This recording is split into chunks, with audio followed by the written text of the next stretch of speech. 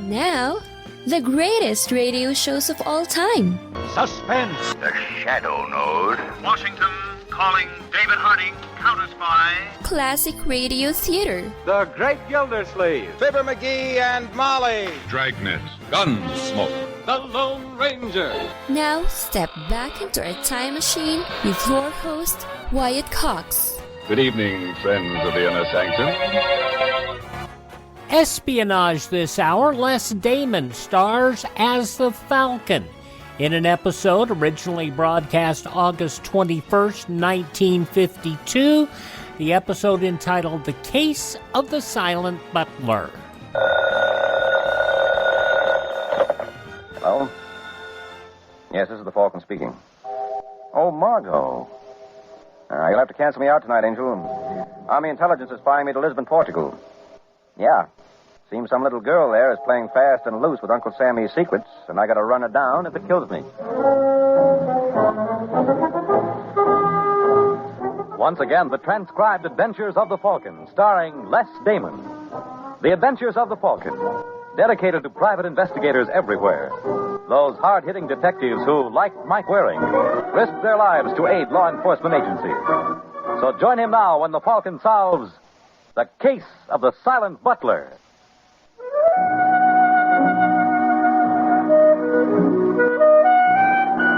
I guess the boy who first gave out with good things come in small packages must have had Maria Costa in mind. Maria is the luscious-looking brunette walking down one of the steep, winding alleys in Alfama, the old section of Lisbon. She's so pretty, even the beggars stop their panhandling to watch her go by. And 15 feet behind her is a man in a white suit and a white Panama hat, who obviously feels she's worth more than a second glance. He must. He's been following her for days. All right, senor. What is the meaning of this? You talking to me, lady? Yes. What can I do for you? You can stop following me. Following you? I saw you at the Castello de São Jorge. You mean that Moorish fortress up on the hill? Yes. Oh, not me, sugar. Well, I wouldn't make that climb for anything. I know it was you. And yesterday you on the Rua Aurea. If that's the section where the goldsmiths have their shops, you're mistaken. I aim to cover that tomorrow. You are lying. Not me, no man. You ask anybody. They'll tell you Dixie Harris ain't told a lie since he was knee-high to a grasshopper. No, ma'am, it must have been some other tourist in a white suit. Well, in the future, you will be so good as to leave me alone. Why, sure, Maria, anything you say. How did you know my name is Maria? Did I call you that? Yes. Well, now, what do you know?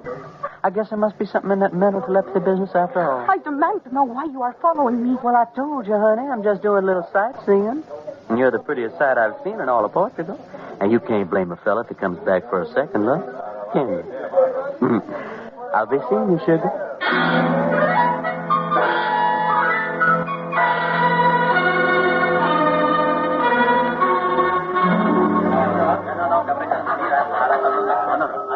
Can I help the senorita? Please. My name is Maria Costa. Oh, yes. Senor Butler is expecting you. Just follow me. Has he been waiting long? Oh, perhaps a half hour. Maria, Oh, hello, Stephen. I was beginning to worry. Sit down. Oh, thank you, darling. Would the senor care to order now? Yes, I think so. What would you like, Maria? Oh, a double Smirnoff and orange juice. Double? I've developed a great fondness for vodka. All right, Jose, I'll have the same. Oh, very good, senor. Oh, Stephen, it is so good to see you. I cannot tell you how glad I am. Ever since you called this morning, I felt like a bird. All right, Maria, what's up? What's up? Why are you so nervous? Has my wife been bothering you again? Oh, no, Stephen, honest. Then what happened? Nothing, sweetheart. Now, don't tell me that. You're trembling all over. What happened? I do not wish to worry you, Stephen. You have enough trouble at home with Anne. Come on, Maria, I want to know. Well, some man has been following me. What? Ever since Thursday. I think his name is Dixie Harris. Dixie Harris? Was he an American? Yes. What does he look like? Well, perhaps as tall as you, but much heavier. Was he wearing a white suit and a white Panama hat? You know him? I saw him in Black Horse Square on Monday and in Alcantara on the day... I have your order. Well, thank you. Will there be anything else? Not just now. Yes. Good, senor. What does it mean, Stephen? Why is this man following us? I don't know, honey. But I sure intend to find out. I'll drink up and I'll get with it.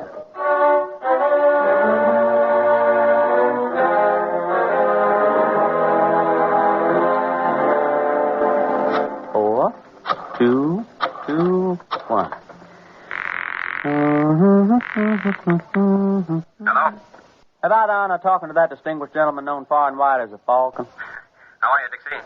How in the world did you know it was me? I recognize you by a white suit. How we doing? Well, not so hot, Mike. Maria spotted me. When? This morning in Alfama. Tough. I'm sorry, pal, but it couldn't be helped. Though I managed to tail her to the Cafe Europa where she heisted a couple with Steve Butler. Always Steve Butler, isn't it? Uh-huh. You learned anything else? No, not a single blessed thing. If you ask me, friend, we got a bum steer. That gal's no spy. And what about those confidential reports from the embassy we found in her apartment? I'm beginning to think they were planted. By whom? By the same little lady who gave us the original tip. Are you able to latch onto her again? Nope. That name she used was a phony. Well, I don't get it. Me neither. But I lay you 6'2" and even somebody's trying to frame Maria. What gets me is why. Yeah, that's a very good question, Dixie. I'll get busy on the answer right away. Keep in touch, fella. I may have news for you real soon.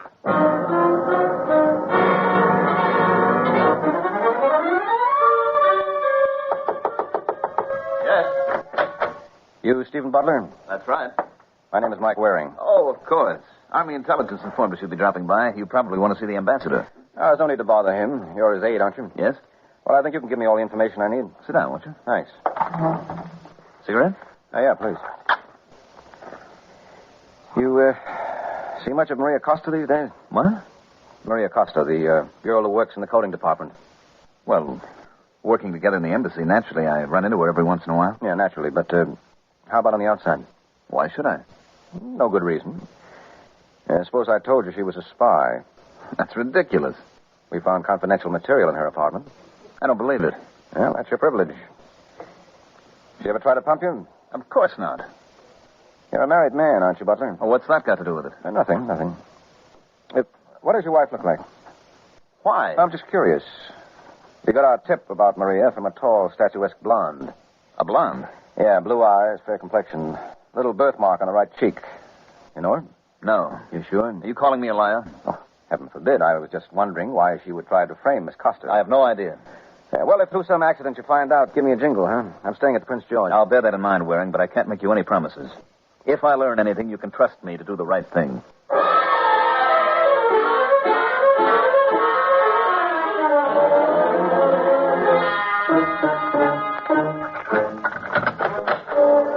Hello, Ann. Oh, Steve, you startled me. I didn't think you'd be home. Yeah, it is kind of early for me. Oh, I gotta get off my feet. I had the most miserable day. Oh. I had a pretty lousy one myself. A fellow named Mike Waring dropped in to see me. Who? Mike Waring. He's with Army Intelligence. Seems they got a tip that Maria Costa was a spy. Really? Really. According to Waring, his informant was, how did he put it? Oh, yes. A tall, statuesque blonde with a birthmark on her right cheek. Darling, you're not suggesting Yes, that... I am. You're being absurd. Why should I? Because you're out of your mind. All right, Mr. Butler, I did it. Sure, I sicked Army Intelligence on your precious Maria. Why don't you ask me why? I don't have to. No? You think I was blind? I know you're in love with her. You know, it's a funny thing, Ann. I bet I've heard you say that 1,000 times in the last 7 years, and for once in your life, you're right. No. Yes, this time you've hit the nail right on the head. Steve, you don't mean that. You couldn't. You're just trying to hurt me. I don't have to. You're the kind who hurts herself. Steve, please, listen to me.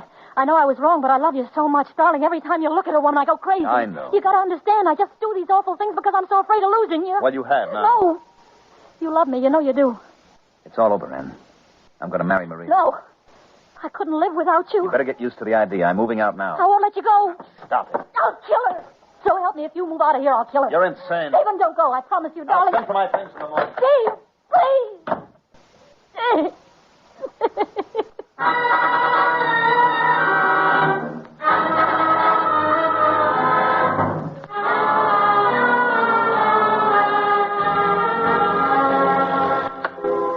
Continental Hotel, your order, please. This is Louise Butler in 419. Yes, senora. What's the house detective's name? The house detective, Luis Machado. Oh, Are yeah. you having difficulty, senora? No, I just would like to see Senor Machado. Is he around? Not just now, senora. Well, the moment he comes in, will you please send him up to my room? It's very important. You might even say it's a matter of life and death.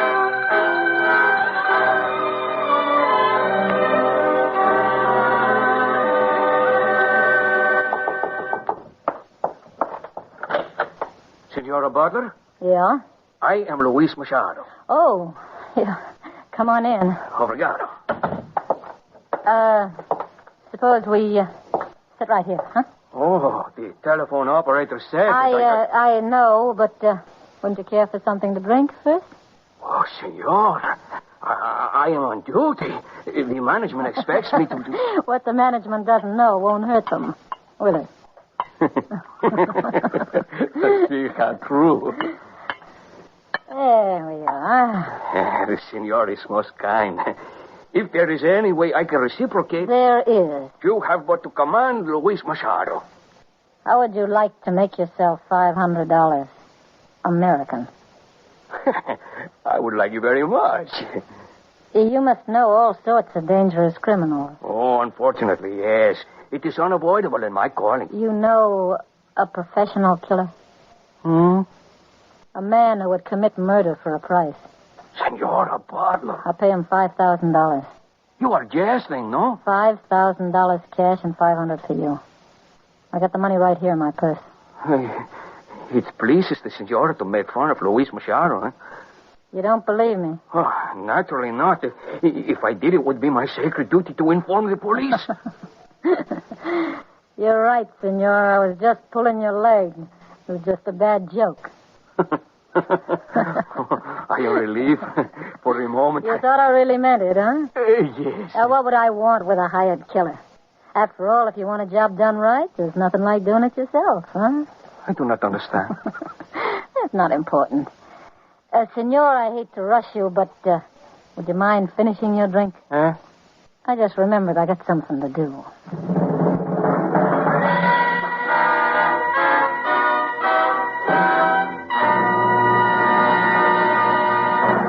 August 21st, 1952, The Falcon on Classic Radio Theater with Wyatt Cox. You ever make a change and then think, why didn't I do this years ago? Well, that's how people feel about switching to Medishare for their health care, especially now with inflation the way it is. People are very happy with the savings. Most families save about $500 a month when they switch. It's a huge help when prices are going up so fast in so many other areas. And Medishare's customer satisfaction rate is double that of health insurance. It's just a different experience, and people really like that. Medishare is an alternative to health insurance. It's a community of Christians who share each other's healthcare bills, and it's been going strong for over 25 years. It really is the gold standard, the most trusted name in healthcare sharing. Find out why people love it. Find out why they rave about the customer service, and find out how good it feels to save some money right now. They're super easy to talk to. Here's the number, 833-34-BIBLE. That's 833-34-BIBLE, 833-34-BIBLE. Now on Classic Radio Theater with Wyatt Cox, more of The Falcon, August 21st, 1952.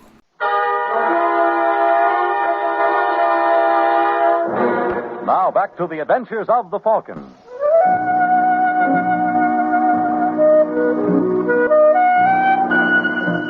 Well, there's one nice thing you can say about being married to a girl like Ann Butler. Makes life kind of interesting. You never know what she's going to cook up next. While Mrs. Butler was comparing recipes with Luis Machado, the obliging hotel detective, Dixie Harris and I were cruising on the Avenida de Libertad, past the obelisk which commemorates the liberation of Portugal from Spanish rule. But Dixie never even noticed it. Apparently he thought I was a more interesting sight.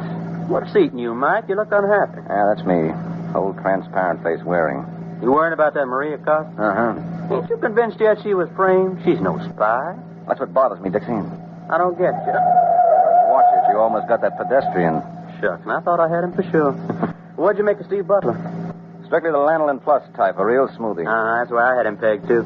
But I figure he's real gone on Maria. Yeah, which forces us to the unhappy conclusion that the frame for Maria was staged by his wife. Hey, you think that's who our blonde tipster was? But deaf. Well, wait till she finds out a little stunt fell flat on its face. She's going to be real annoyed. Yeah, and a gal like Ann Butler believes in the old saw. If you don't succeed at first, try again. What do you think she'll try next? No telling. Yeah, I guess you're right. Look, I once knew a doll like that back in Atlanta. She was real crazy about a friend of mine and real jealous, too. Man, every time she blew her cork, you'd have to make for the hills, because that gal was murder. She was what? Murder. Yeah, that's what I thought you said. Where does Maria Costa live? Right off the road to Principe. Well, turn this heap around. Let's go. Hey, you don't think Miss Butler... I think she's exactly the same type as that girl you knew in Atlanta. Step on it, boy. We got to make like the Marines.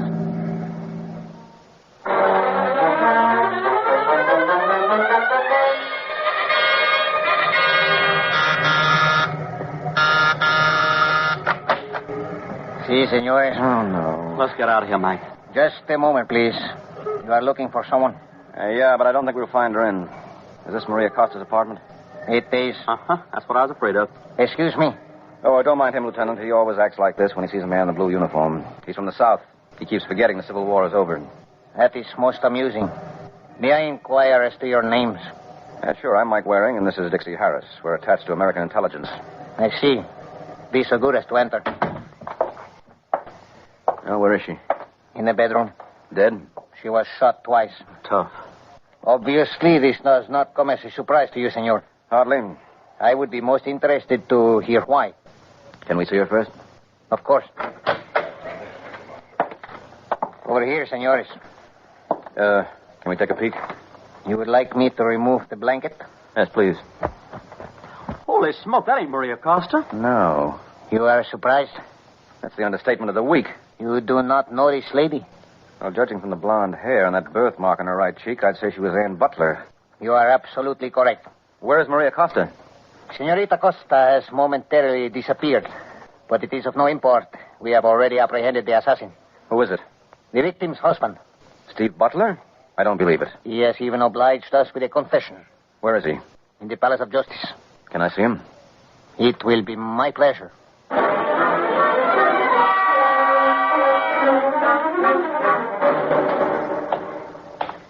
This way, senor. Who's there? Hello, Steve. Waring. That's who it is. The embassy sent you over? No, I'm here strictly on my own. Why? Oh, I don't know. Maybe it's because you're a fellow American in the jam, or maybe I'm just plain nosy. Cigarette? Thanks. Well, how are they treating you? I can't complain. They tell me you signed a confession. Mm-hmm. Why did you kill her? The usual reason. We didn't get along. Well, from what I hear, you haven't been getting along for years. When she tried to frame Maria Costa for espionage, that was the straw that broke the camel's back. So you picked up a gun and shot her? Twice. Well, makes sense. Thanks. But why did you pick Maria's apartment to do the job? Well, it seemed like the best spot. Well, didn't it occur to you it might be embarrassing for Maria? I guess I wasn't thinking too clearly. It's funny. You impress me as a boy who always knows what he's doing. Where's Maria now? I have no idea. You wouldn't have made that confession to shield her. To shield her? Don't tell me I impress you as the noble type. No, strangely enough, you do. You're out of your mind. Mm-hmm. Well, we'll find out when we latch onto Miss Costa. Look, Waring, you mind your own business. Well, this is my business. You're an employee of the American Embassy. So is Maria. I don't want you bothering her. You understand? She had nothing to do with this. You're in love with her. I was not in love with her. It was just a little extracurricular activity. Uh-huh. I killed Anne, and that's all there is to it. Well, you ought to know best. But I like to keep an open mind. I'll be seeing you, Steve.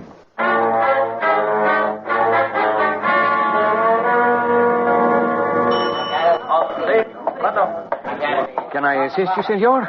You can if you're the house detective. I am, senor. But how did you know? You're wearing a durbeam. And my name is Michael Waring. Me were wearing? Well, that's close enough. And I am Luis Machado. Well, glad to know you, Luis. Suppose you take a look at this. You are with the American intelligence. Uh-huh. And there is some way I can be of aid? Yes, I think so. Oh, command me, senor. You heard about the Senora Ann Butler? Oh, yes. It is most sad. She and her husband were guests of the establishment. Yes, I know. The switchboard operator tells me a couple of hours before she was murdered, she asked that you come up to her room. Oh, yes. It was most puzzling. Oh? What did she want? Well, knowing of my profession, she wished to know if I was acquainted with someone who might commit a murder. How much was she willing to pay? Huh? Well, naturally, she didn't expect him to work for free. Oh, no. She said she would compensate him in the amount of $5,000 American. Understandably, I was horrified. Then she explained it was all a joke. Did you believe her? She was an American. Yeah, they'll do anything for a laugh. Well, what happened after that? Well, As I took my departure, she said something. Let me see if I can remember. If you wish a task well done... Do it yourself. Exactly. Well, that explains how she wound up at Maria Costa's apartment. She went there to kill her. Oh, it does not seem credible. I'll take my word for it. That's how it happened. All right, thanks a lot, Louise. I have been of some aid. Oh, indeed you have. Maybe I can make it up to you real soon.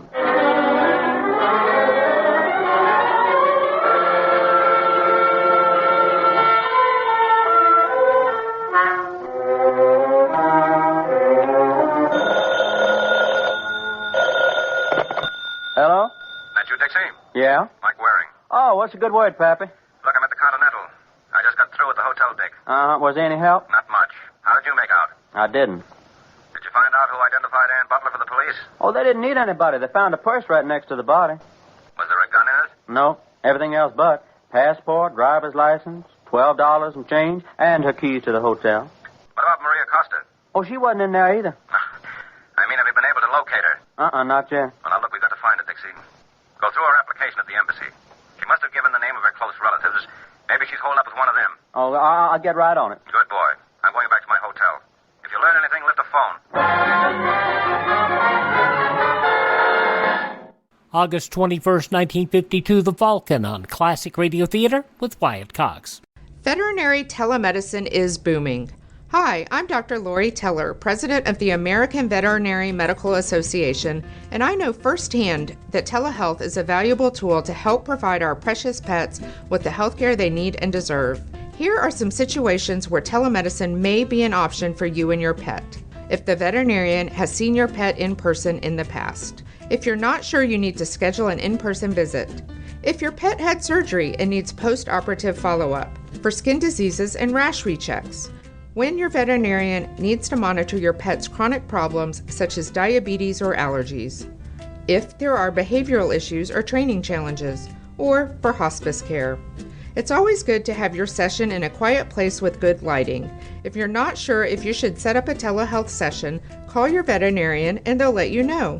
To learn more, check out avma.org/telehealth. avma.org/telehealth.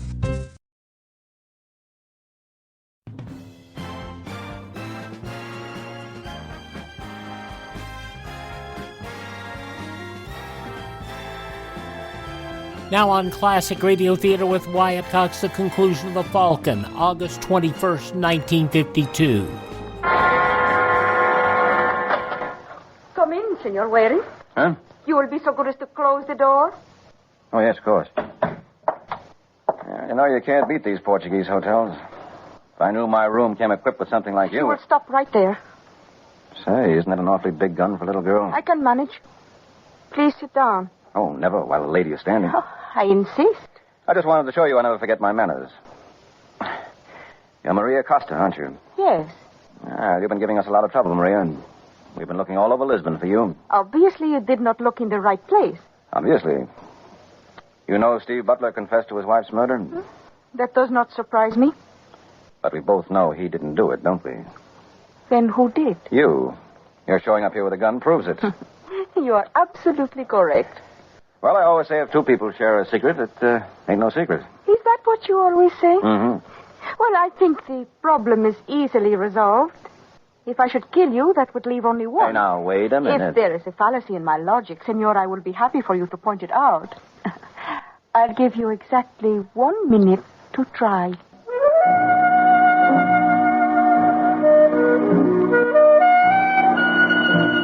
I don't know if you've ever been alone in a hotel room with a beautiful girl, but take my word for it, it's overrated. Especially if she's chaperoned by a gun. Still, I was awfully pleased that Maria gave me a full minute to dig up a reason why she shouldn't use it. In this day and age, most girls wouldn't have been that patient. Well, Senor, have you any final request? Yeah, I'd like to see Brooklyn again. Look, Maria, killing me won't solve anything. I believe it will. It doesn't bother you they'll hang Steve Butler for his wife's murder? Not at all. You were in love with him. You're being very childish. You know he confessed to Ann's murder just to shield you. And you feel I should do as much in return? That's what I would have expected. Yes, seems to me. It seems to me, Senor, you have exhausted your allotted time. So if you will forgive me... Oh, no. What happened, Angel? A gun to fire? Let me go. Don't be silly. I'm killing No, you don't. We only allow one chance to a customer. Come on, drop it. All right, now sit over there while I phone. Yes, come in. You behave yourself. Senor Waring? Ah, if it isn't Louise Machado. Yeah, come on in, Louise. My visit is not inopportune? No. As a matter of fact, your timing couldn't have been better. Oh, but the lady... Naturally, as a hotel detective, you'd think of that. This is Maria Costa. Maria Costa? Yeah, she just tried to kill me. I will succeed yet. I wouldn't make book on it, Angel. Certainly not with this gun. The firing pin is gone. What? Am I right, Louise? Let me see. Oh, but yes. Someone has filed it off. It would require a miracle for her to harm you with this. Mm-hmm. Well, strictly between us, I don't think she was really trying. You're insane. Really, senor? Don't you get it, Louise? She's in love with Steve Butler. So? So he confessed to shield her. Now, if she had just walked in here and did the same, what would have been my reaction? Well, senor, you would have thought that she was trying to protect him. That's right. I would have patted her shoulder and told her to go home like a good girl. So she decided to incriminate herself, and taking a shot at me seemed like the best way to handle it. No. Yes. And being the type girl you are, you wouldn't want to see me hurt, so you filed off the firing pin, hoping it would go unnoticed in the excitement. I tell you are wrong. Just relax, Angel. Hey, I do not understand. If she did not kill the Senor Butler, who did? Well, I'm glad you asked me that, Machado, because I just happened to be prepared with an answer. Now, who knew that Ann Butler had $5,000 on her to pay a gunman? Who alone had the opportunity to follow her over to Maria's apartment and kill her there for the bundle? Who? You. Oh, really, senor? Now, don't be unhappy, Louise. You couldn't use that money anyway. It's not inflammable. Where you're going, you'll need money to burn.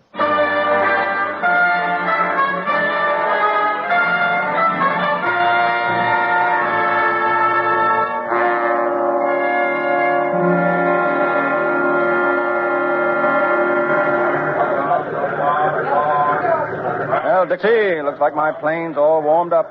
Madrid, I'm on my way. Now, hold it, Pappy. Oh, you don't want me to miss it. You're not leaving Lisbon till you answer one question. Now, I can see how you figured Maria didn't kill Ann. But what made you so sure Steve Butler didn't do it? Well, that wouldn't have been ethical. Ethical? Yeah. Well, it may happen in detective stories and radio programs. But don't you know in real life, the butler never does it. Ooh. So long, Dixie.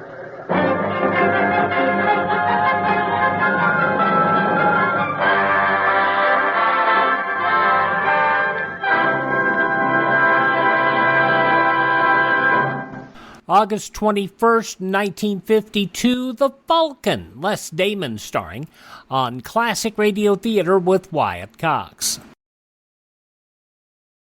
Now on Classic Radio Theater with Wyatt Cox, an episode of Speed Gibson of the International Secret Police. This episode, entitled Water Continues to Rise, was originally broadcast August 21st, 1937.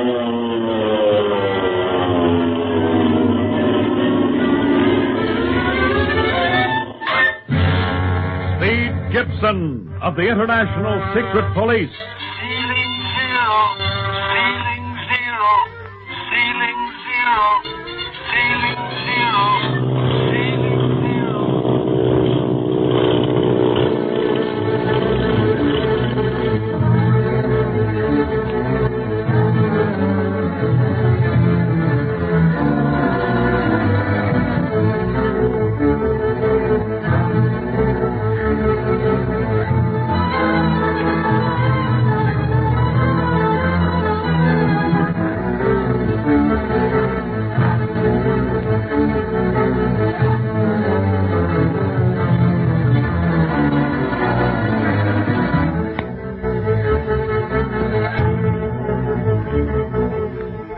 Speed, Clint, Barney, and little Gene Kingsley have been trapped in an underground passage that leads to the headquarters of the criminal, the Octopus.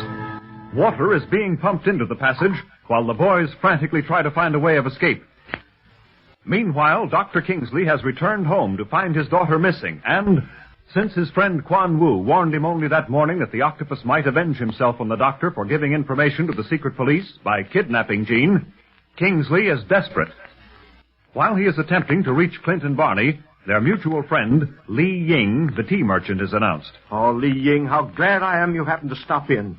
My daughter has disappeared. What? Are you sure, Dr. Kingsley? Yes, I've looked everywhere for her. None of the servants have seen her since this morning, and neither the police who are guarding the place. Strange. No one could possibly have gained entrance to your estate without the police seeing them, unless you have a secret passage of some sort. No, nothing of that sort. At least not to my knowledge. Besides, the servants have been about all day. They would have noticed a stranger in the house. One would think so. Have you notified the police of your daughter's disappearance? No. I've been trying to reach Clint Barlow.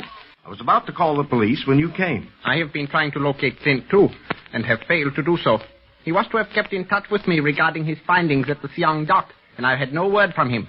I stopped in to see if he had called you. No, I've heard nothing. That is, nothing since talking to Barlow just before they left their hotel this morning. I called to tell him of the warning Quan Wu had just given me. Warning? Yes, he said he'd heard that the Octopus was displeased because I was doing everything in my power to help the International Secret Police in finding him. When I told Wu that I must continue because a member of my household, Marcia Winfield, had fallen prey to this criminal, he said that I'd better be careful lest another member of my household also disappear.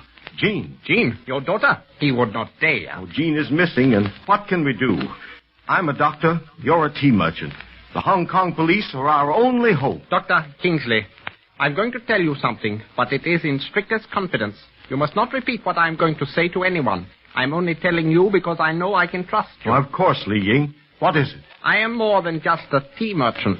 I am the Hong Kong operator of the International Secret Police. Oh, then that accounts for your interest in the boy's activities. Yes. Now, here is my plan. You are to go to the Hong Kong police as you had planned and ask their aid. I shall send out a call for my men. We shall meet at the Siang dock in half an hour. The Siang dock? Why there? Because the only clue we have to the whereabouts of the Octopus leads there, Dr. Kingsley. I believe that we shall find Speed, Clint, and Barney where the Octopus is. And your daughter.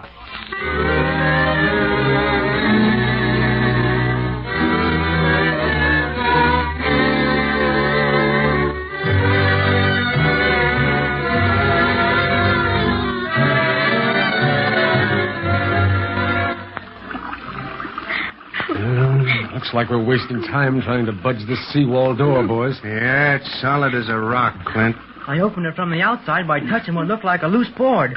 There's nothing like that on this side. Yeah, meanwhile, the water has crept up to our knees. We better be getting back up the tunnel where it's dry. Okay. Here, Jean, I'll carry you so you won't get any wetter than you have to. Oh, Barney, do you think we'll get out of this awful place? Sure we will, honey. Just takes a little time, that's all. But just let me get my hands on that octopus and I'll tear him apart. Doing a thing like this when there's a little girl around. Oh, don't worry about me, Barney. I'm thinking of you all. I want you to escape from here so you can find Marcia and her brother. We will, Jean. Just you wait and see. Look, we're out of the water already. Yes, but with that water coming in all the time, we won't be out of it long. It'll keep following us, rising and rising until it's over our heads. Well, then we can start swimming. I ain't had my exercise today, and a good swim will be mighty welcome. Oh, Barney. Here now. There's enough water coming in here without you adding to it, Jane. Buck up. Yes. You're all so brave. Well, there's really not much to worry about yet, Jean. Oh! Well, now what's wrong? Well, just using one flashlight don't exactly give us a perfect idea of what we're walking into. Why don't you use yours, too, until we reach the door at the end of this tunnel? No, speeds is enough. I'm trying to make this light last as long as possible. I wonder why that rock's there anyhow. It's the only rock in the tunnel. They put it there just for me to fall over. Wonder if it's wide enough for us all to stand on when the water gets too high. Well, let's see if we can move it, Barney. Oh, no use. Can't move it an inch.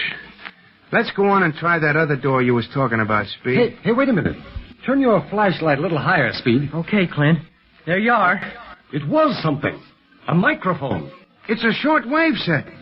Boy, we're saved. What do you mean? Don't you see, Gene? Maybe we can talk to your dad over this set. It's an octopus set, but maybe we can get through if he doesn't happen to be listening. Yeah, he's listening all right. Wouldn't you know it? Yes, Barney Dunlap, I have been listening, and your conversation has amused me very much. I hope you laugh your head off, old eight-face. Do not worry about it. You shall furnish me even greater amusement when the water closes over your head. Don't pay any attention to him, Gene. We'll get you out of this all right. Don't be too sure, Speed. You shall not escape me this time. Well, even if we don't, Octopus, our going won't save you. Speed, Barney, and me are just 3 members of the secret police. Just because we have gone, do you think they'll stop in their search for you? No, probably not. But they will have lost their leader, Clint Barlow, ace operator of the service. Without you to guide them, they would never find me. You're wrong there. The International Secret Police doesn't depend on one man for its success, but every man in its service. You can't escape. And even though you appear to be holding the winning cards now, but let me ask you one thing, not for ourselves, but for someone else. An innocent victim. Who? Little Jean Kingsley. Give her freedom at least. And have her tell everything she has seen and heard. Oh, no, you must take me for a fool, Barlow. You're a yellow dog, that's what. No, I won't insult a dog like that. You're just plain yellow, Octopus. It must take a lot of courage to fight little 12-year-old girls. Pity is not one of my weaknesses, Dunlap. And as for your opinion of me, talk as much as you like. For soon the water will silence you. Why, you... Take it easy, Barney. No good fighting a microphone. Yeah, you're right, Clint. And you need not try to call out on this set either. It will avail you nothing, since it is connected directly into my headquarters. And your calls will only reach my ears. Swell fella. He probably has microphones planted all along this tunnel, so he can pick up whatever we say. Clint, what do you think his headquarters would be? Near this tunnel on the other side of the door ahead, maybe? It's hard to tell, Speed. The ground around Siang Dock is probably honeycombed with secret passages, any one of them leading to the Octopus. He'd never just have a few avenues of escape, but many. Well, guess there's nothing left for us to do but go and take a look at this door at the end of the tunnel, Speed. Can't tell. Maybe we could take it off and use it for a raft. Something tells me we'll soon be needing one.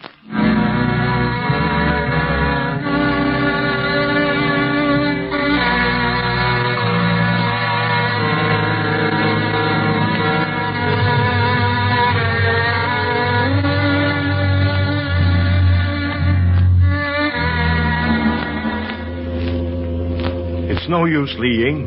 The police have searched the Siang Dock from end to end, and they haven't found any suspicious evidence nor any trace of Speed, Clint, or Barney. That is exactly why I brought you and 3 of my picked men down under the pier, Dr. Kingsley, to this float.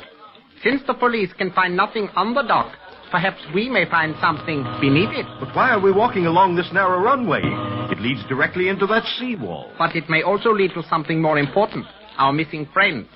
Speed and Barney were down under here on the night of the flowerboat raid. At the time, Speed commented on the fact that this runway led to the seawall and wondered why.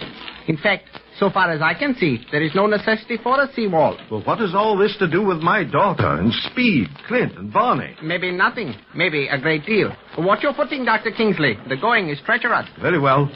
By the way, have you tried to reach Quan Wu since your little daughter disappeared? Quan Wu? No. Why do you ask? I was just wondering what he would say when you told him that his warning had borne fruit. Li Ying, do you think he could possibly have any connection with the Octopus gang?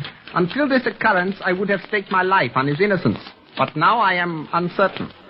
It seems that there is more than mere coincidence in Jean's disappearance coming so soon after that warning. I do not say that Quan Wu is affiliated with the Octopus, but perhaps he knows more about the criminal than he would want his friends to know. Well, he's always spoken so against him. Seems so anxious that the Octopus and his criminal band be caught. Sometimes, Dr. Kingsley, the most smoke hides the most fire. I think from now on I shall assign a man to watch Quan Wu. But now we have reached the sea wall. Let us inspect it most carefully. Well, I'm afraid I can't see anything suspicious or unusual about it. Not at first glance, perhaps, but look at the dock above us, Doctor. Observe that opening almost directly over us. Large enough for a man to go through if necessary. Well, does that prove anything? It might. We have seen what is above. Now, let us see what is beneath. Chow. Yes, Li Ying? Go into the water, directly beneath the runway. See how deep this sea wall goes. Yes, Li Ying. Good heavens, do you expect him to work underwater? Merely to observe, Dr. Kingsley. Chow is an experienced diver. He well knows how to take care of himself. And meanwhile, let us study the sea wall itself. Oh, here's something clinging to one of the boards. May I have it, please? Thank you. This appears to be false hair. It's white or gray, too. What would that be doing down here? I don't know. Unless... Oh, yes, that must be it. Must be what? Barney's disguised. I remember now. Clint told me that Barney was going to make up as a aged Chinese. They've been here, Doctor. They've left a clue for us. Li Ying! The seawall does not descend far, but I found something else beneath the water. Pipes leading directly under it. And these pipes were drawing water. Water is being pumped in, but where? Doctor, look there on the boards of the seawall. Water is trickling through. From the other side? How can that be? There is a secret room or tunnel on the other side of this wall. Water is being pumped into it. We've got to reach Speed, Clint, and Barney. We've got to break in before it is too late.